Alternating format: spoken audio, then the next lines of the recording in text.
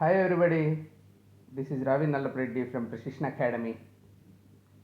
ప్రణాళికల గురించి నేను చెప్తున్నాను. దాంట్లో ప్రథమ మరియు ద్వితీయ పంచవర్ష ప్రణాళికలు ఈరోజు చర్చించడం జరుగుతుంది. ఈ రెండు చాలా ఇంపార్టెంట్, ఒక ఫౌండేషన్ లాంటివి. మిగిలిన ప్రణాళికలన్నిటికీ మార్గదర్శకం లాంటి ప్రణాళికలు ఇవి. వీటి మీద ప్రీవియస్ గ్రూప్ 2 ఎగ్జామ్స్లో 8 ప్రశ్నల దాకా అడిగారు. వాటిని నేను చివరిలో మిమ్మల్ని అడగడం జరుగుతుంది. వాటిలన్నింటినీ మీరు ఆన్సర్ చేయగలరు. నేను కన్నా ఇప్పుడు చెప్పే క్లాస్ పూర్తిగా విన్నారంటే వింటున్నప్పుడే నోట్స్ రాసుకుంటూ పూర్తిగా అర్థం చేసుకోండి. 2 మోడల్స్ కూడా ఎక్స్ప్లెయిన్ చేయడం జరుగుతుంది. ఫస్ట్ 5-year ప్లాన్ 1951 నుంచి 56 దాకా. 1951 అది గుర్తుపెట్టుకోవాలి మనం. ఎందుకంటే దీని నుంచి 5 years యాడ్ చేసుకుంటూ వస్తే మనకి ఆ ప్లాన్ డ్యూరేషన్స్ గుర్తుంటాయి. సో 51 అనేది ఫౌండేషన్. ఇదొకటి గుర్తుపెట్టుకోండి గట్టిగా. ప్రణాళికా సంఘానికి అధ్యక్షుడిగా ఎప్పుడైనా కానీ ప్రణాళికా సంఘానికి అప్పుడున్న ప్రైమ్ మినిస్టర్ అధ్యక్షుడిగా ఉంటారు, జవహర్లాల్ నెహ్రూ. సో ప్రణాళికా సంఘానికి ప్రథమ అధ్యక్షుడు ఎవరు అని కూడా అడిగినా కానీ జవహర్లాల్ నెహ్రూనే. ఫస్ట్ ప్రణాళిక ఆయనే ఉన్నారు కాబట్టి. ఉపాధ్యక్షుడిగా జిఎల్ నందా, అంటే గుల్జారీలాల్ నందా, ఆయన ఉన్నారు. దీన్ని ప్రారంభించే టైంకి పూర్తిగా కొలాప్స్ అయిపోయింది ఎకానమీ. ప్రపంచంలో ఆల్మోస్ట్ 24% జీడిపి షేర్ ఉన్న భారతదేశం మొఘల్ పీరియడ్లో ఉన్నప్పుడు బ్రిటిష్ వాళ్ళు ఆక్యుపై చేసి మొత్తం దీన్ని పిండి పిప్పి చేసి సారాన్నంతా గుంజుకొని పోయిండే పరిస్థితి. ఆల్మోస్ట్ 2%కి పడిపోయి ఎకానమీ చాలా డోల్డ్రమ్స్లోకి వచ్చేసి చాలా క్షీణమైన దశకి వచ్చింది. అంతేకాకుండా పార్టిషన్ జరిగింది. ఆ టైంలో శరణార్థులంతా వచ్చి పడ్డారు. ఆహార ధాన్యాలు లేవు, ద్రవ్యోల్బలం ఉంది. సో ఈ సమస్యలన్నింటినీ ఎదుర్కొంటా ఉండింది. అది చాలా క్లిష్టమైన పరిస్థితి. ఆ సమయంలో జవహర్లాల్ నెహ్రూ దేశాన్ని ఒక ఆధునికమైన భారతదేశం వైపు నడిపించడానికి ఒక ప్రణాళికని తయారు చేయడం జరిగింది. సో దీనికి ఆధారం ఏమంటే హోరడ్ డోమర్ నమూనా. సో హోరడ్ డోమర్ నమూనా ఇది కూడా చాలా ఇంపార్టెంట్. ఈ ప్రణాళికకి ఆధారం హోరడ్ డోమర్ నమూనా. దాని గురించి నేను చాలా క్లియర్గా ఎక్స్ప్లెయిన్ చేయడం జరుగుతుంది. ఇప్పుడు ఈ మోడల్ని ఇద్దరు డెవలప్ చేశారు. రాయ్ ఎఫ్ హ్యారడ్ 1939లో, తర్వాత ఎఫ్సి డోమర్ 1946లో. వీళ్ళు ఏం చెప్పారంటే వృద్ధి రేటు ఎక్కువ ఉండాలి, అంటే జీడిపి గ్రోత్ రేట్ ఎక్కువ ఉండాలి అంటే పొదుపు లేదా పెట్టుబడి ఎక్కువగా ఉండాలి. ఎక్కువ పొదుపు చేయాలి, ఎక్కువ పెట్టుబడి పెట్టాలి. అలాగే మూలధన ఉత్పత్తికి నిష్పత్తి ఒకటి ఉంటుంది, క్యాపిటల్ అవుట్పుట్ రేషియో. ఇది తక్కువ ఉండాలి. అప్పుడే జీడిపి గ్రోత్ రేట్ ఎక్కువ ఉంటుందన్నమాట. అంటే సేవింగ్స్ అండ్ క్యాపిటల్ మనమన్నా సేవ్ చేసుకోవాలి, లేదంటే ఎక్కడి నుంచి అయినా క్యాపిటల్ తీసుకొని వచ్చి పెట్టాలన్నమాట. పెట్టిన తర్వాత ఇప్పుడు లేకుంటే ఏమీ లేదు, అలాగే చచ్చుబడిపోయి ఉంటుంది ఈ ఆర్థిక వ్యవస్థ. దానికి ఇన్వెస్ట్మెంట్ చేస్తే అవుట్పుట్ పెరుగుతుందన్నమాట. గ్రాస్ డొమెస్టిక్ అవుట్పుట్ జీడిపి అంటే అవుట్పుట్ ఎక్కువ ఉండాలి. అంటే ఇంకొకటి ఏమంటే క్యాపిటల్ని చాలా ఎఫిషియెంట్గా వాడుకోవాలి. దాన్ని ఎంత ఎఫిషియెంట్గా వాడుకుంటామనేది క్యాపిటల్ అవుట్పుట్ రేషియో మీద ఆధారపడుతుంది. అంటే మనము ఈ క్యాపిటల్ అవుట్పుట్ రేషియో ఒక 4 ఉందనుకోండి, 9% జీడిపి కావాలంటే ఇక్కడ 36 ఉండాలన్నమాట లెవెల్ ఆఫ్ సేవింగ్స్. అట్లా మనము డిసైడ్ చేయొచ్చు. సో ఎఫిషియన్సీ ఇప్పుడు దీన్ని 3కి తగ్గించేసామనుకో, అప్పుడు 27 ఉంటే చాలు క్యాపిటల్. అంటే ఎఫిషియన్సీ ఎంత ఎఫిషియెంట్గా మనం క్యాపిటల్ని ఇన్వెస్ట్ చేస్తాము అనేది క్యాపిటల్ అవుట్పుట్ రేషియో, అంటే క్యాపిటల్ డివైడెడ్ బై అవుట్పుట్ అనుకోండి. తక్కువ క్యాపిటల్తో ఎక్కువ అవుట్పుట్. సో 1,00,000 క్యాపిటల్ పెడితే ఒక 50,000 అవుట్పుట్ వచ్చిందంటే అంటే 2 అన్నట్టు అది క్యాపిటల్ అవుట్పుట్ రేషియో. సో అలాగా మనం ఏమంటే క్యాపిటల్ అవుట్పుట్ రేషియోని ఎంత తక్కువ పెట్టుకోగలిగితే అంత ఎఫిషియెంట్గా క్యాపిటల్ని ఇన్వెస్ట్ చేసినట్టు. ఆ తర్వాత ఎంత ఎక్కువ క్యాపిటల్ని మనం ఇన్వెస్ట్ చేయగలిగితే అంత జీడిపి గ్రోత్ రేట్ ఉంటుంది. చాలా క్లియర్ మోడల్ ఇది. జీడిపి గ్రోత్ రేట్ ఎంత అని డిసైడ్ చేయడానికి ఎంత ఎఫిషియెంట్గా క్యాపిటల్ ఇన్వెస్ట్ చేసాం, ఎంత క్యాపిటల్ ఇన్వెస్ట్ చేసాం, ఈ రెండింటికి సంబంధించిన ఈక్వేషన్ ఇక్కడ ఇచ్చేసారు అయినా. సో ఫస్ట్ మనము ఇప్పుడు ఏమన్నా కేక్ ఎంత ఉంటుంది, ఒక 10 మంది ఉన్నారు, డివైడ్ చేసుకుంటారు. ఇంకా 10 మందికి కావాలంటే కేక్ పెరగాలి కదా, 10 మందికి షేర్ పెరగాలంటే. So that's what is this GDP. అంటే దేశం యొక్క వృద్ధి రేటు పెంచితే జీడిపి పెరుగుతుంది. ఎక్కువ జీడిపి ఉందంటే ఎవరికి ఉంటుంది? మనకే ఉంటుంది కదా. ఇప్పుడు బ్రిటిష్ వాళ్ళు అయితే తీసుకొని వెళ్ళిపోతారు, వాళ్ళు వెళ్ళిపోయారు. మన దేశం మొత్తం జీడిపి ఆర్థిక అభివృద్ధి జరిగితే దేశము ప్రజలందరూ బెనిఫిట్ అవుతారు. కాబట్టి ఫస్ట్ నేషన్ బిల్డింగ్లో పార్ట్గా జీడిపి మీద ఫోకస్ చేశారు, వృద్ధి రేటు మీద ఫోకస్ చేశారు. హారడ్ డోమర్ మోడల్ బేస్ చేసుకున్నారు. అది ఫస్ట్ 5 year ప్లాన్లో వాళ్ళు చేసింది. ఇంకా ఈ మోడల్ చూస్తే ఇంక్రీజ్డ్ సేవింగ్స్ ఉన్నాయనుకోండి, ఇంక్రీజ్డ్ సేవింగ్స్ ఏమవుతుంది? ఇన్వెస్ట్మెంట్ పెరుగుతుంది. ఇన్వెస్ట్మెంట్ పెరిగితే ఏమవుతుంది? హయ్యర్ క్యాపిటల్ స్టాక్ వస్తుంది. క్యాపిటల్ పెరిగిన తర్వాత హయ్యర్ ఎకనామిక్ గ్రోత్ వస్తుంది. సో ఇది ఒక సైకిల్. హయ్యర్ ఎకనామిక్ గ్రోత్ ఉన్న తర్వాత ఏమవుతుంది? సేవింగ్స్ కూడా పెరుగుతాయి. మళ్ళీ ఇది ఒక సైకిల్, ఇది ఒక పాజిటివ్ సైకిల్. ఇది చెప్పారనమాట. అది ఒక positive side of the story. ఒక మంచి ఉన్నతమైన ఆశయంతో జీడిపి గ్రోత్ రేట్ పెంచుకుంటూ వెళ్ళాలి అని నెహ్రూ ఆశయం అది. అయితే దీంట్లో కొంత క్రిటిసిజం ఉంది. అంటే ఫస్ట్లో ఒక మంచి కోసం వెళ్ళారు కానీ కొన్ని నెగిటివ్స్ ఉన్నాయి. అవి ఏంటి? హారడ్ డోమర్ మోడల్లోని క్రిటిసిజం అదే మన ప్లానింగ్ సిస్టంలో క్రిటిసిజంగా కూడా మనం దీన్ని భావించవచ్చు. సో ఇది కూడా అడిగే అవకాశాలు ఉన్నాయి, మీరు అర్థం చేసుకోండి. డెవలపింగ్ కంట్రీస్లో it is difficult to increase saving. ఎక్కడి నుంచి వస్తుందండి సేవింగ్? సో అందరికీ హ్యాండ్ టు మౌత్, అంటే రెక్కాడితే కానీ డొక్కడని పరిస్థితి. ఆ రోజు సంపాదించింది ఆ రోజే ఖర్చు అయిపోతుంటే ఎక్కడి నుంచి వస్తాయి savings? Increasing savings ratio may be inappropriate when you are struggling to get enough food to eat. తినడానికే తిండి సరిపోయిన పరిస్థితుల్లో సేవింగ్స్ ఎక్కడి నుంచి వస్తాయి? అదే ఆలోచించాలి కదా. ఆ సొల్యూషన్ చేయకుండా ఊరికే సేవింగ్స్ కావాలంటే ఎట్లొస్తుంది? ఇంకొకటి, సో ఇండస్ట్రియలైజ్డ్ కంట్రీస్ను బేస్ చేసుకొని పోస్ట్ డిప్రెషన్ ఇయర్స్లో ఈ మోడల్ డెవలప్ చేయడం జరిగింది.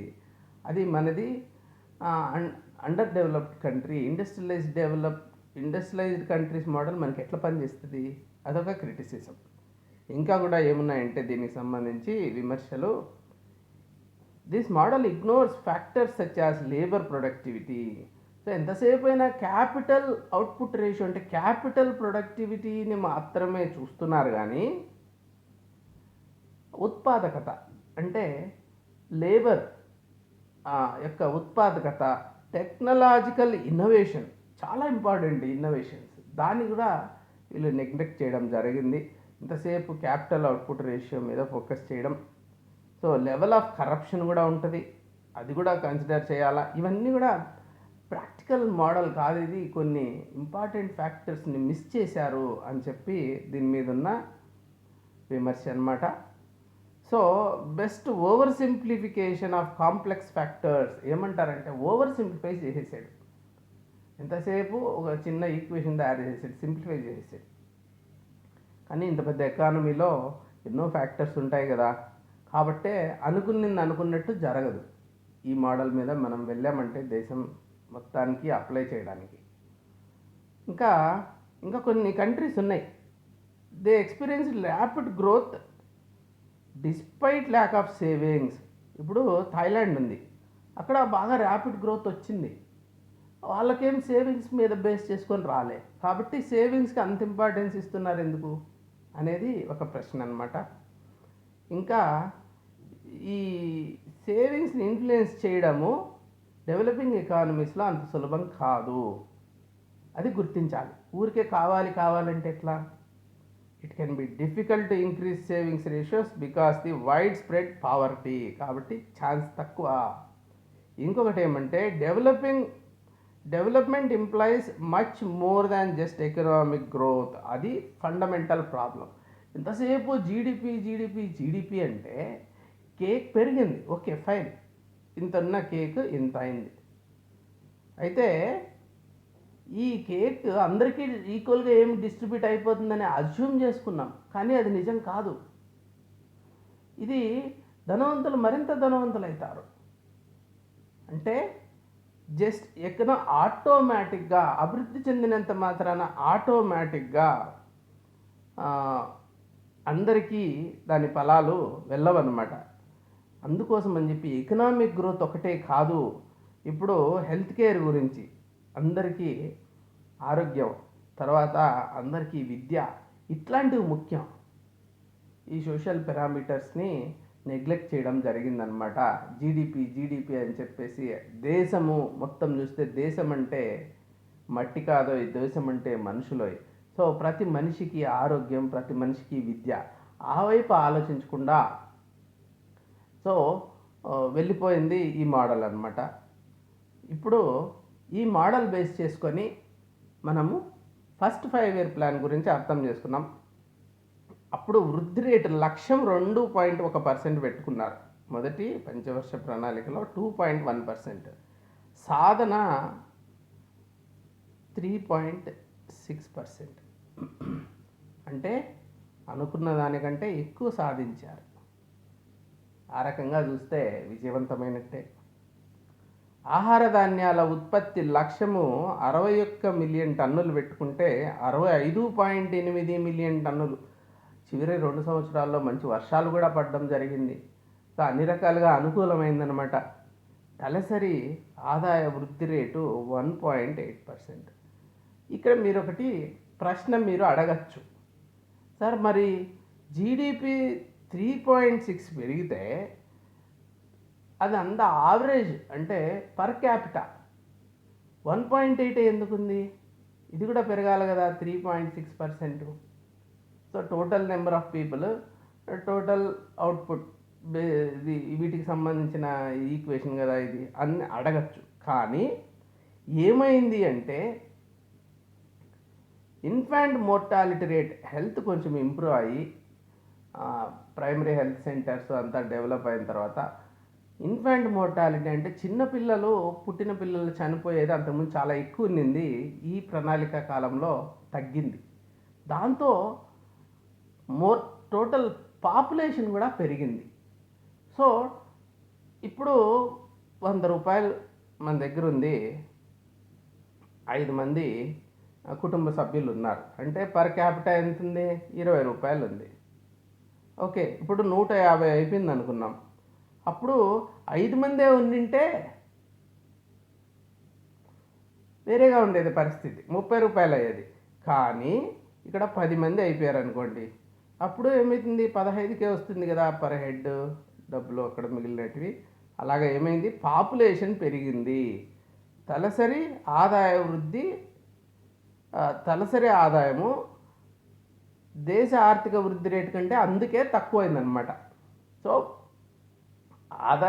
దేశ ఆదాయం పెరిగింది, కానీ కింద పాపులేషన్ కూడా పెరగడం వలన తలసరి ఆదాయము దేశ ఆదాయం పెరిగినంతగా పెరగలేదు. ఇక్కడ కూడా పెరిగింది, తలసరి ఆదాయం పెరిగింది. సో అలాగే ప్రైజెస్ కూడా కంట్రోల్ అయినాయి. చాలా ద్రవ్యోల్బలం ఉండింది కదా, అది తగ్గింది, ప్రైజెస్ బాగా కంట్రోల్ అయినాయి ఈ ప్లాన్లో. ఇప్పుడు దీంట్లో దేనికి అత్యధిక ప్రాధాన్యత ఇచ్చారు అంటే అగ్రికల్చర్. సో నేను ఒక పిరమిడ్ గీస్తాను. ఫస్ట్ బేస్ వచ్చి అగ్రికల్చర్ ఎకానమీకి. అగ్రికల్చర్ లేకపోతే ఇంతమందికి ఫుడ్ ఎట్లా? ఫస్ట్ ఫోకస్ వచ్చి ఫుడ్. కాబట్టి అగ్రికల్చర్ ప్లస్ రైతు చేతిలో డబ్బులు ఉంటే ఈ రోజుకి కూడా మంచి వర్షాలు పడ్డాయంటే స్టాక్ మార్కెట్లో మనం చూడొచ్చు అనమాట, దాన్ని రిఫ్లెక్ట్ అవుతూ ఉంటుంది. అలాగే ఎకానమీ ఇంప్రూవ్ అవుతుంది. అంతమంది ఎక్కువ మంది దీని మీద డిపెండ్ అయి ఉన్నారు కాబట్టి వాళ్ళందరి చేతికి కొంత డబ్బులు వస్తే ఎకానమీలోకి డబ్బులు వస్తాయి. So agriculture first focus. మళ్ళా ఇండస్ట్రీస్, అంతమంది ఇండస్ట్రీస్లో ఉండరు. తర్వాత services. So first focus agriculture మీద పెట్టారు. సెకండ్ 5 ఇయర్లో ఇండస్ట్రీస్ మీద పెట్టారు. సో చాలా ఫస్ట్ బేస్ తయారు చేశారనమాట. ఒక ఇల్లు కడుతున్నాడు, ఆర్థిక వ్యవస్థ, భారతదేశ ఆర్థిక వ్యవస్థ అన్న భవన నిర్మాణంలో ఫౌండేషన్ ఏంటి అంటే వ్యవసాయం. సో దాని మీద ఫోకస్ చేశారు. వ్యవసాయ రంగానికి అత్యధిక ప్రాధాన్యత మొట్టమొదట ఇచ్చారు. గుర్తుపెట్టుకోవడానికి కూడా సులభం మీకు. ఫస్ట్ అగ్రికల్చర్ ఉండాలి, బేస్ అదే. తర్వాత ఇండస్ట్రీస్, తర్వాత service sector. So first and second 5 year plans యొక్క ప్రయారిటీస్ ఇవి. అలాగే ధరల స్థిరత్వము, రవాణా, నీటిపారుదల సౌకర్యాల కల్పన, ఇట్లాంటి అంశాలన్నిటికీ కూడా ప్రాధాన్యత లభించింది. అది అంచనా వ్యయం 2069 కోట్లు అయితే వాస్తవ వ్యయం 1960 కోట్లు. ఇప్పుడు డబ్బు విలువ బేస్ చేసుకొని మనం అంతేనా 1960 కోట్లేనా అనుకోకూడదు. అప్పటికి అది చాలా ఎక్కువ అమౌంట్. ఈ వ్యవసాయము, నీటిపారుదల ఈ రెండిటికి 600 కోట్లు, అంటే 31%. సో ఈ పర్సంటేజ్లు కొంచెం ఒక్కొక్క సోర్స్ నుంచి ఒక్కొక్క చిన్న చిన్న మార్పులు ఉంటాయి. కాకపోతే వ్యవసాయము, నీటిపారుదలకి చాలా ఇంపార్టెన్స్ ఇచ్చారనేది మీరు గుర్తుపెట్టుకోవాలా. తర్వాత రవాణా, సమాచారం. నెక్స్ట్ ఏమో సామాజిక సేవలు, చిట్ట చివరిగా పరిశ్రమలు, ఖనిజాలు. సో ఇది ఆర్డర్ అనమాట. ఎంత అలకేట్ చేశారు యాక్చువల్ అనేది మనం చూసుకుంటే 1960 కోట్లు. వాటిల్లో రేషియో నేను చెప్పడం జరిగింది. Irrigation projects, major irrigation. ఇప్పుడు నెహ్రూ మార్క్.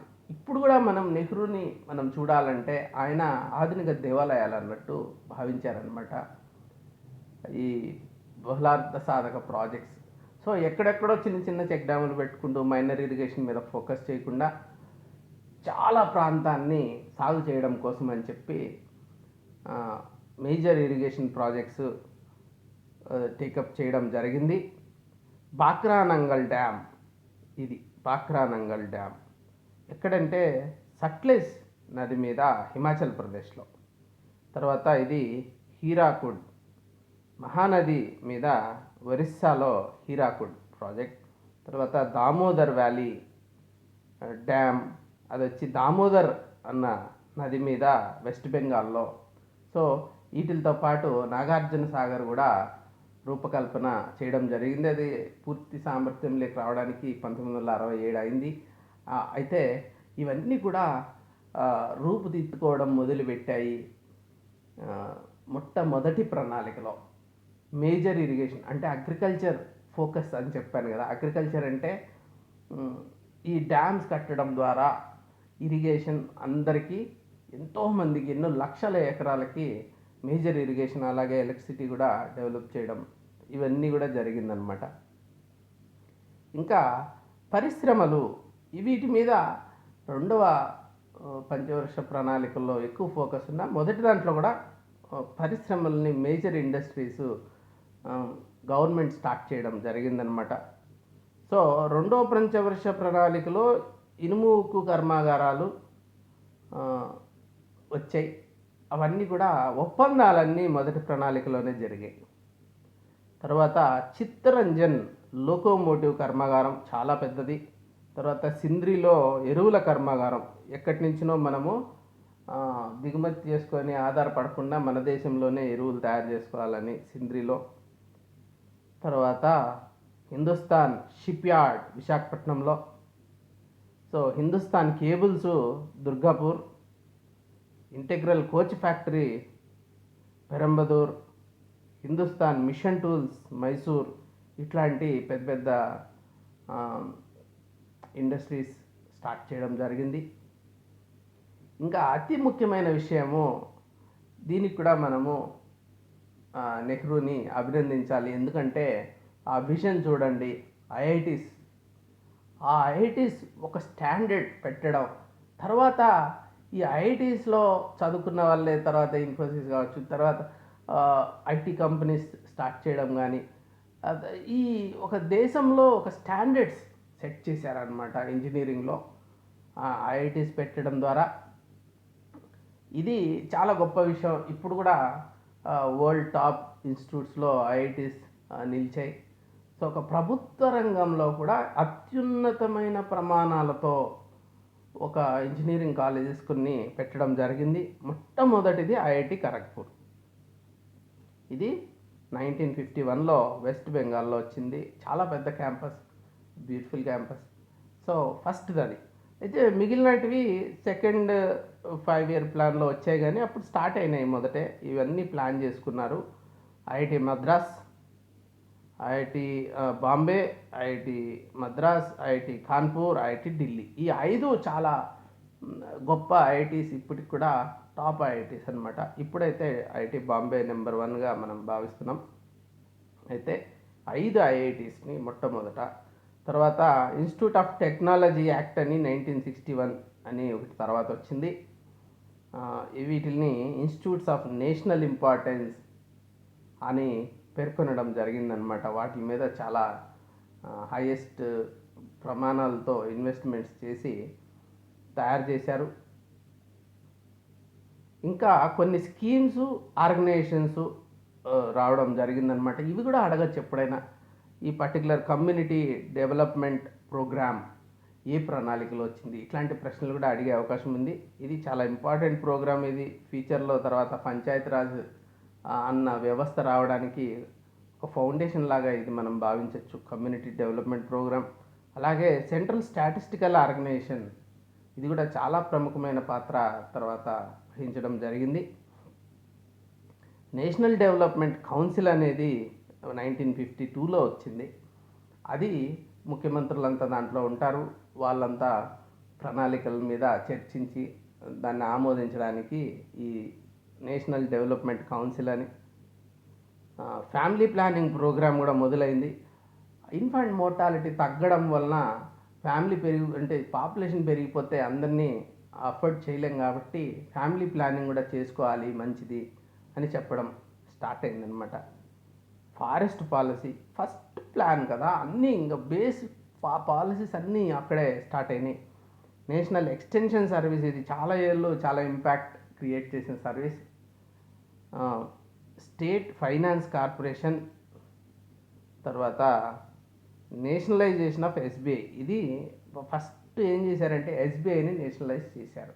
తర్వాత ఇందిరాగాంధీ టైంలో చాలా బ్యాంకులు నేషనలైజ్ చేయడం జరిగింది. అయితే 1955లో స్టేట్ బ్యాంక్ని నేషనలైజ్ చేయడం జరిగిందనమాట. ఇప్పుడు రెండవ ప్రణాళిక గురించి తెలుసుకున్నాం. దీనికి కూడా జవహర్లాల్ నెహ్రూనే అధ్యక్షుడు. విటి కృష్ణమాచారి ప్రణాళికా సంఘానికి ఉపాధ్యక్షుడిగా ఉన్నారు. ఈయన VT Krishnamachari is a master planner అని ఆయనకు పేరు. ఈయన తమిళనాడుకు చెందిన ఐసిఎస్ అధికారి, ఇప్పుడు ఐఏఎస్ అంటాం కదా, అప్పుడు ఐసిఎస్ అధికారి. ఆ తర్వాత ఆయన దీవాన్గా పనిచేశారు. ప్రైమ్ మినిస్టర్ ఆఫ్ జైపూర్ స్టేట్గా ఉన్నారు బ్రిటిష్ ప్రభుత్వంలో. ఆయన్ని తీసుకొచ్చి మోస్ట్ ఎఫిషియెంట్ అని చెప్పి నెహ్రూ పెట్టుకున్నారనమాట ప్రణాళికల కోసం. ఈసారి ఏం చేశారంటే రెండు ప్రణాళికకి మహలానోబిస్ అభివృద్ధి నమూనా ఆధారంగా ప్రణాళికలు రూపొందించారు. ఈయన గ్రేటెస్ట్ స్టాటిస్టిషియన్ ఫ్రమ్ ఇండియా అనమాట. మహలానోబిస్, ఈయన పేరు బాగా గుర్తుపెట్టుకోవాలి మనము. ఆయన రూపొందించిన నమూనా 7వ పంచవర్ష ప్రణాళిక వరకు ఆల్మోస్ట్ ఈ హారడ్ డోవర్కి మేజర్ డీవియేషన్ కాదు, కొంచెం డిఫరెంట్ నమూనా ఆ ఫౌండేషన్స్ మీదనే. ఇది ఆల్మోస్ట్ ఇంకా 1991 వచ్చేదాకా ఇదే మోడల్లో వెళ్తుంది అనమాట. ఆ మధ్యలో జనతా ప్రభుత్వం చిన్న మాడిఫికేషన్స్ చేసుకున్నది. ఇది ఈ నమూనా గురించి మనం తెలుసుకున్నాం. ఇప్పుడు ఏంటి ఈ మహలనోబిస్? దీన్ని నెహ్రూ మహలనోబిస్ అభివృద్ధి నమూనా అని కూడా అనొచ్చు అనమాట. అభివృద్ధికి సంబంధించి దీర్ఘకాలిక లక్ష్యాలు ఉంటాయి. దీంట్లో ప్రాధాన్యత ఎలా ఉంటుందంటే దీర్ఘకాలిక లక్ష్యాలు ప్రధానంగా తీసుకుంటారు. అధిక పెట్టుబడి రేటు కోసం పొదుపు రేటుని పెంచడం, అది హార్డోమర్లో చెప్పిండేదే. భారీ పరిశ్రమలకు ప్రాధాన్యత, ఇక్కడికి వచ్చేసరికి చాలా ముఖ్యమైన విషయము. ఈయన ఏం చేశారంటే ఫస్ట్ 5 ఇయర్ ప్లాన్లో భారీ సాగునీటి ప్రాజెక్ట్స్ వచ్చినట్టే సెకండ్ 5 ఇయర్ ప్లాన్ వస్తే భారీ పరిశ్రమలు, ఈ పెద్ద పెద్ద పరిశ్రమలు వస్తే దానికి యాక్సిలరీస్, చిన్న చిన్నవి సప్లయర్స్ అంతా వస్తారు. ఒక ఎకో సిస్టమ్ డెవలప్ అవుతుంది. ఇండియా మొత్తం డెవలప్ కావాలంటే భారీ పరిశ్రమలు కావాలా అనేది చాలా ముఖ్యమైన పాయింట్. దీంట్లో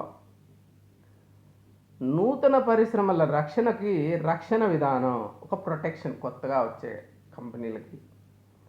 దిగుమతుల ప్రత్యామ్నాయీకరణ అంటే ఇంపోర్ట్ సబ్స్టిట్యూషన్. ఇప్పుడు ఇంపోర్ట్స్ ఎక్స్పోర్ట్ చేసినంత పుణ్యం ఇంపోర్ట్ని సబ్స్టిట్యూట్ చేస్తాయి. అందుకోసం అని చెప్పి అన్ని ఇంపోర్ట్ డిపెండెన్సీ తగ్గించుకోవాలా. ఇప్పుడు మనం ఆత్మ నిర్భర్ భారత్ అని పెట్టారు కదా, అప్పుడు కూడా సెకండ్ దాంట్లోనే ఆ ఇంపోర్ట్స్ని తగ్గించుకునే ప్లాన్ ఒకటి ఎంఫసిస్ చేసుకున్నారు. లక్షిత వర్గాల ప్రజలకి అవకాశాలని విస్తృతం చేయడం, కొన్ని టార్గెట్ సెగ్మెంట్స్కి వాళ్ళకి అవకాశాలు పెరిగేలాగా చేయడం. ప్రభుత్వ రంగ పెట్టుబడులకు ప్రాధాన్యత, ఇది కూడా చాలా ముఖ్యమైన విషయం. ప్రభుత్వ రంగం, పబ్లిక్ సెక్టార్, దానికి అంతా ఇప్పుడు పెట్టుబడులు ఎక్కడి నుంచి వస్తాయంటే పబ్లిక్ సెక్టార్. ఇప్పుడు లేదు ప్రైవేట్. ఇప్పుడు అనుకో ఈరోజు చూస్తే ప్రైవేట్ సెక్టర్, మన గవర్నమెంట్ ఎక్కడ కొత్తది పెట్టే పనులే, అన్ని ప్రైవేట్ సెక్టరే పెట్టేస్తాను. అప్పుడు అంత డబ్బులు లేవు, అంత ఎంటర్ప్రెన్యూర్షిప్ లేదు కాబట్టి మొత్తం పబ్లిక్ సెక్టర్, గవర్నమెంట్ ఎకానమీని రన్ చేస్తుంది. దీన్ని గ్రిగరీ ఫెల్డ్మ్యాన్ అనే ఆయన మొట్టమొదట చేసిందే. దాన్ని ఆధారం చేసుకొని మహలనోబిస్ ఈ మోడల్ని డెవలప్ చేశారనమాట. ఫెల్డ్మ్యాన్ మహలనోబిస్ మోడల్ అని కూడా అంటారు. నెహ్రూ మహలనోబిస్ ఎందుకంటే నెహ్రూ ముఖ్యంగా దాన్ని కస్టమైజ్ చేసి ఇండియాకి సరిపోయేటట్టు పంచవర్ష ప్రణాళికలో రెండో దాంట్లో మహలనోబిస్, నెహ్రూ వీళ్ళిద్దరు కలిసి చేసిన నమూనా అనమాట ఇది. 4 ప్రాధాన్యత రంగాలపై K1 అంటే పెట్టుబడి రంగం, C1 అంటే కర్మాగారాల్లో వినియోగ వస్తువుల ఉత్పత్తి, అంటే ఈ కన్జంప్షన్ గూడ్స్ కర్మాగారాల్లో చేయడం, పెద్ద పెద్ద కంపెనీస్. తర్వాత చిన్న గృహ పరిశ్రమల్లో స్మాల్ అండ్ కాటేజ్ ఇండస్ట్రీస్లో వినియోగ వస్తువుల ఉత్పత్తి చేయడము C2. C3 వచ్చి సేవా రంగం. ఇట్లా వీళ్ళు వీటి మీద ఫోకస్ చేయడం జరిగిందనమాట. దీంట్లో కూడా లిమిటేషన్స్ ఉన్నాయి. ఎప్పుడైతే మనము మన ప్లాన్స్ చాలా మంచిగా మనల్ని ఒక ఫౌండేషన్ వేసాయి, అట్ ది సేమ్ టైం లిమిటేషన్స్ని కూడా మనం అర్థం చేసుకోవాలి. వీళ్ళు ఏం చేశారు, వ్యవసాయము, చిన్న తరహా పరిశ్రమలు, గ్రామీణ పరిశ్రమలు, వీటిని సెకండ్ ప్లాన్ నుంచి నెగ్లెక్ట్ చేయడం మొదలైంది. పరిశ్రమలకే అధిక ప్రాధాన్యము. ఎంతసేపు ఎకానమీ అంటే పరిశ్రమలు అన్నట్టు, దట్టు పెద్ద పరిశ్రమలు అన్నట్టు అయిపోయింది. సామాజిక లక్ష్యాలను ఉపేక్షించారు. సామాజిక లక్ష్యాలు, విద్య, ఆరోగ్యం, ఇట్లాంటి సామాజిక లక్ష్యాలను ఉపేక్షించారనమాట. ఇంకా కూడా మనం ఆలోచిస్తే ఈ assumed that savings comes from the industrial sector. ఇంకా ఏం అజ్యూమ్ చేసుకున్నాడు, ఈ సేవింగ్స్ ఉన్నాయి కదా ఇవన్నీ కూడా ఇండస్ట్రియల్ సెక్టార్ నుంచినే వస్తాయి అని అజ్యూమ్ చేసుకున్నారు. అంటే వేరే సెక్టార్స్ నుంచి కూడా అంటే ఇంకొకటి ఏమి ఇక్కడ మనం ముఖ్యంగా గుర్తుపెట్టుకోవాల్సింది, అగ్రికల్చర్ సెక్టార్ అనేది first stage. It led to sluggish growth అనమాట. ఇంకా ఎందుకంటే ఇండస్ట్రియల్ సెక్టార్ ఇప్పుడు ఈ డెవలపింగ్ కంట్రీస్లో ఇండస్ట్రియల్ సెక్టార్ నుంచి ఇప్పుడే ఇన్వెస్ట్ చేస్తున్నాం, ఎప్పుడో వస్తాయి సేవింగ్స్. ఈ also does not mention taxation. ఈయన ట్యాక్స్లు అది కూడా మేజర్ సోర్స్ అనమాట క్యాపిటల్కి, దాని మీద ఫోకస్ చేయలేదు. అలాగే ఇన్ఫ్లేషన్ వెంటప్. ఫస్ట్లో బాగా ధరలని స్థిరీకరించారు, కానీ సెకండ్ ప్లాన్ పీరియడ్లో ధరలు ఆల్మోస్ట్ ఇన్ఫ్లేషన్ బాగా పెరిగిపోయి ధరలు ఆల్మోస్ట్ 30% దాకా పెరగడం జరిగింది. అలాగే ఫారెన్ ఎక్స్చేంజ్ రిజర్వ్స్ కూడా పడిపోవడం జరిగింది. దానికి ఒక ఎక్స్టర్నల్ రీజన్ సూయజ్ కెనాల్ మూసేయడం, ఇట్లాంటి ఇష్యూస్ కొన్ని వచ్చాయి. రెండు కారణాలు, ఎన్ని కారణాలు అయినా కానీ కొన్ని లిమిటేషన్స్ మనము ఫేస్ చేయడం జరిగింది ప్రాక్టికల్గా. ఈ నెహ్రూ మహాలనోబిస్ మోడల్ ఈ నమూనా వలన కొన్ని జరిగిన లిమిటేషన్స్ అన్నమాట, దానికి ఉన్న పరిమితులు. అలాగే రెండవ పంచవర్ష ప్రణాళిక యొక్క లక్ష్యము, దాని సాధన అవి చూసామంటే దాని వృద్ధి రేటు లక్ష్యము 4.5% అయితే సాధించిండేది 4.3 తగ్గింది. ఇక్కడ ఏమైంది అంటే మొదటి ప్రణాళికలో వృద్ధి రేటు తక్కువ పెట్టుకున్నారు, టార్గెట్ అచీవ్ చేశారు. కానీ రెండోసారికి వచ్చేసరికి వృద్ధి రేటు కొంచెం ఎక్కువ పెట్టుకున్నారు, కొంచెం తగ్గిందనమాట అనుకున్న దానికంటే. అయితే లక్ష్యం ఏంటి అంటే మౌలిక భారీ పరిశ్రమలకు ప్రాధాన్యతనిస్తూ, మెయిన్ భారీ పరిశ్రమలు, జాతీయ ఆదాయాన్ని పెంచడము, సామ్యవాద రీతి ఆర్థిక వ్యవస్థను స్థాపిస్తూ, సామ్యవాద రీతి అంటే సెంట్రలైజ్డ్ పబ్లిక్ సెక్టారు ఇదన్నమాట, ఆర్థిక అసమానతలను తొలగించడము. ఇది పెద్ద జరిగింది లేదు, కానీ సామ్యవాద రీతి ఆర్థిక వ్యవస్థ అంటే కొంత పెట్టడం ద్వారా మిక్స్డ్ ఎకానమీకి పాటలు వేయడం జరిగింది. దీంట్లో అంచనా వ్యయము 4,800 కోట్లు, కానీ వాస్తవ వ్యయము 4,672 కోట్లు, కొంచెం తక్కువ పెట్టారనమాట. దీంట్లో పరిశ్రమలు ఖనిజాలకి 24% అయితే రవాణా సమాచార రంగానికి 28%. అందుకోసం అని చెప్పి దీన్ని పరిశ్రమలు మరియు రవాణా ప్రణాళిక అని కూడా అనొచ్చు. పరిశ్రమలు, రవాణా ఈ రెండు ప్రాధాన్యత ఇచ్చాయన్నమాట. ట్రాన్స్పోర్టేషన్ చాలా అవసరం. ఈ పరిశ్రమలు అన్నీ కూడా ఎక్కడో ఉంటాయి, దానికి రా మెటీరియల్స్ ఎట్లా వస్తుంది, అక్కడి నుంచి ఫినిష్డ్ ప్రోడక్ట్ మార్కెట్కి ఎట్లా వెళ్తుంది. సో ఈ కంట్రీ డెవలప్ కావాలంటే ఇది లైఫ్ లైన్స్ అన్నమాట. ఈ రవాణా రంగం అనేది మనకి ఎట్లయితే నరాలు, రక్త ప్రసరణ జరగాల అన్ని ఆర్గాన్స్కి, అలాగే అన్ని సిటీస్, అన్ని విలేజెస్ని కనెక్ట్ చేస్తూ రోడ్స్, కమ్యూనికేషన్ కూడా, ఈ రెండు కూడా చాలా అవసరం. దాని మీద ఫోకస్ చేశారు, పరిశ్రమల మీద ఫోకస్ చేశారు. అయితే మనము అత్యధిక ప్రాధాన్యత దేనికి ఇచ్చారంటే రవాణా అనకూడదు, పరిశ్రమలనే చెప్పాలన్నమాట రెండవ పంచవర్ష ప్రణాళికకు సంబంధించి. అలాగే సమస్యలు ఏమున్నాయంటే ధరలు పెరిగాయి, విదేశీ మారక ద్రవ్య సమస్య వచ్చిందనమాట. భారీ పరిశ్రమల్లో పెట్టుబడులు, ఇక్కడ జరిగింది ఏంటి, భారీ పరిశ్రమలు వాటిల్లో భిలాయ్ ఉక్కు కర్మాగారం ఛత్తీస్గఢ్, ఇది ఎక్కడుంది, భిలాయ్ ఛత్తీస్గఢ్లో ఉంది. రష్యా సహకారంతో, ఈ కంపెనీలు ఎవరి సహకారంతో చాలా ముఖ్యం, ఈ మూడుని మీరు బాగా గుర్తుపెట్టేసుకోవాలా. భిలాయ్ ఛత్తీస్గఢ్లో ఉంది, ఇదేదో ఒక ట్రైబల్ నేమ్ లాగా ఉంది చూడండి, భిలాయ్, అందుకే ఛత్తీస్గఢ్. అది దానికి రష్యా సహకారం వచ్చిందనమాట. తర్వాత రూర్కెలా, ఈ ఉక్కు కర్మాగారము ఒడిశాలో ఉంది. పశ్చిమ జర్మనీ అంటే వెస్ట్ జర్మనీ హెల్ప్ చేసింది మనకి. ఈ కంట్రీస్ మనకి చాలా సహాయం చేశాయని భావించాలి మనము. అలాగే దుర్గాపూర్, ఈ దుర్గా అంటే మనము బెంగాల్ గుర్తుపెట్టి, దుర్గాదేవి ఎక్కువ కదా వాళ్ళకి, దుర్గాపూర్. సో అది పశ్చిమ బెంగాల్లో ఉంది దుర్గాపూర్, దానికి ఇంగ్లాండ్ సహకారం చేసింది. ఈ మూడు చాలా ముఖ్యము. ఇవన్నీ కూడా రెండవ పంచవర్ష ప్రణాళిక కాలంలో రూపుదిద్దుకున్నాయి. ఈ అగ్రిమెంట్స్ ఫస్ట్లో అయినా కానీ సెకండ్లో ఇంప్లిమెంటేషన్ స్టార్ట్ అయింది. ఇవే కాకుండా Neyveli lignite corporation Tamil Nadu, heavy engineering plant limited Ranchi, big push సిద్ధాంతము అనొచ్చు మనం. అంటే ఒక్క పెద్దగా పుష్ చేయడం అన్నమాట. ఇప్పుడు ఒక పిల్లోడు ఇప్పుడు మీరే ఉన్నారు, ఏదో ప్రిపేర్ అవుతా అంటారు గ్రూప్ 2కి, ఏదో అట్లా స్లగ్గిష్గా అట్లా కాదు, కూర్చొని పెట్టేసి రోజుకు 10 గంటలు చదువు ఇంకా అని చెప్పి పుస్తకాలంతా చేతికిచ్చి ఒక మెంటర్ని పెట్టి చదువు బాబు అన్నామనుకో, బిగ్ పుష్ అవుతుంది అక్కడ.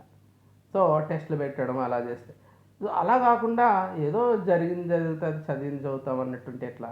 అలాంటిదే బిగ్ పుష్ అంటే భారీ పరిశ్రమల్లో పెద్ద ఇన్వెస్ట్మెంట్ చేయడం ద్వారా బిగ్ పుష్ ఇచ్చారు ఎకానమీకి. బిగ్ పుష్ సిద్ధాంతాన్ని ఇక్కడ అమలుపరిచారు అనొచ్చు. అలాగే రష్యా తరహాలో అసంతులిత వృద్ధి వ్యూహం రష్యా తరహాలో, రష్యా ఇట్లే బిగ్ పుష్ చేసుకుంటూ ఇండస్ట్రీస్ మీద ఇన్వెస్ట్ చేసుకుంటూ అమెరికా ఎన్నో సంవత్సరాలు సాధించిన అభివృద్ధిని అతి కొద్ది సమయంలో సాధించింది. ఆ మోడల్ని మనం ఇక్కడ ఇంప్లిమెంట్ చేయాలని ట్రై చేసాం. ఇంకా కూడా స్కీమ్స్, ఆర్గనైజేషన్స్ ఏమొచ్చాయి రెండవ పంచవర్ష ప్రణాళిక సమయంలో అని చూస్తే, ఇంకా సెకండ్ ఇండస్ట్రియల్ పాలసీ వచ్చింది, nationalisation of LIC. First 5 year ప్లాన్లో ఎస్బీఐ నేషనలైజ్ చేస్తే సెకండ్ 5 ఇయర్ ప్లాన్లో ఎల్ఐసి. ఇప్పుడు దాన్ని ప్రైవేటైజ్ చేసే పద్ధతిలో ఇప్పుడు ఉన్న బీజేపీ ప్రభుత్వం ఆలోచిస్తుంది, అమ్ముకుంటే డబ్బులు వస్తాయి కదా అన్నట్టు. సో ఇంకా 56లోనే ఖాదీ విలేజ్ ఇండస్ట్రీస్ కమిషన్. తర్వాత ప్రైవేట్ సెక్టార్లో చూస్తేనేమో Tata institute of fundamental research, TIFR 1957. ఇది చాలా ఇంపార్టెంట్ రీసెర్చ్ ఇన్స్టిట్యూట్ ఇండియాలో. తర్వాత అటామిక్ ఎనర్జీకి ఇంపార్టెన్స్ ఇవ్వడం స్టార్ట్ చేశారు. 1957లోనే అటామిక్ ఎనర్జీ కమిషన్ వచ్చింది. తర్వాత 58లో నేషనల్ అగ్రికల్చర్ ఫెడరేషన్, NAFED. తర్వాత SBI సబ్సిడరీ బ్యాంక్స్ 8 ఉన్నాయి. అవి 8 బ్యాంకుల్ని దానికి సబ్సిడరీస్గా చేయడం. తర్వాత 1960లో సెంట్రల్ వేర్ హౌస్ కార్పొరేషన్, అలాగే స్టేట్ వేర్ హౌస్ కార్పొరేషన్స్ కూడా వచ్చాయి.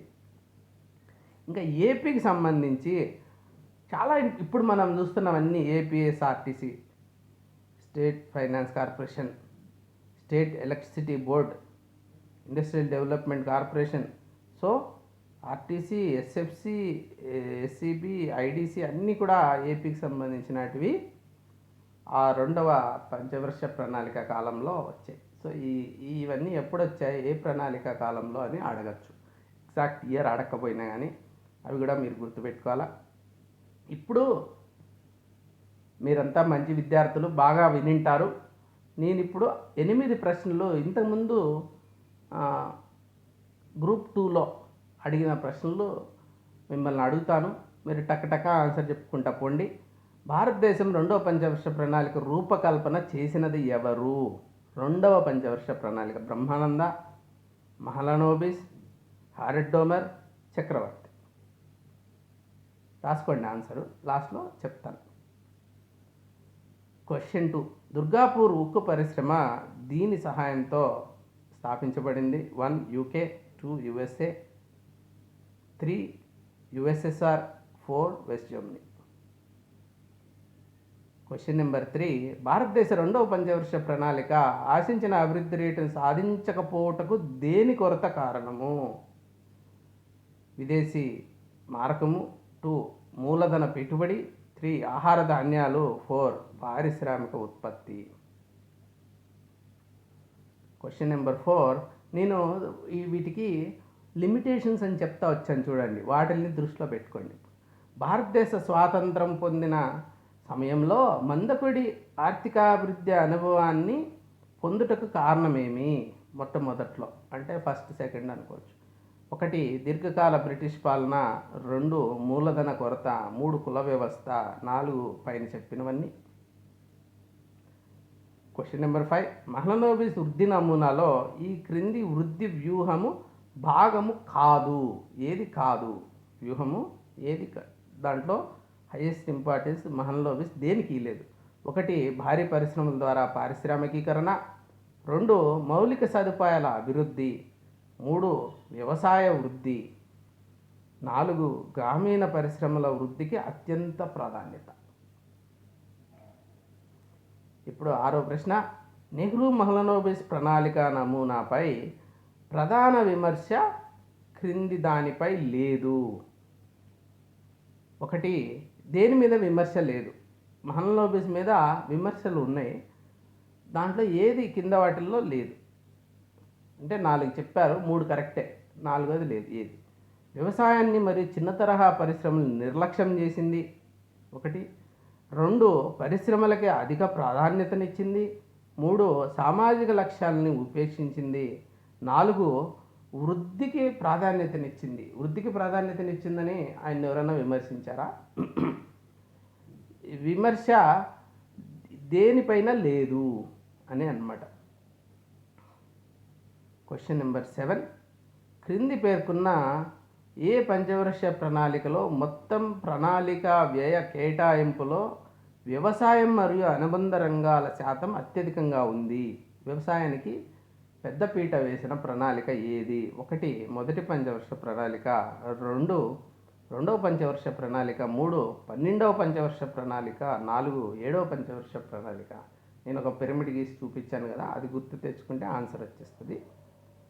ఇప్పుడు last question, Rourkela steel plant is established with which countries collaboration?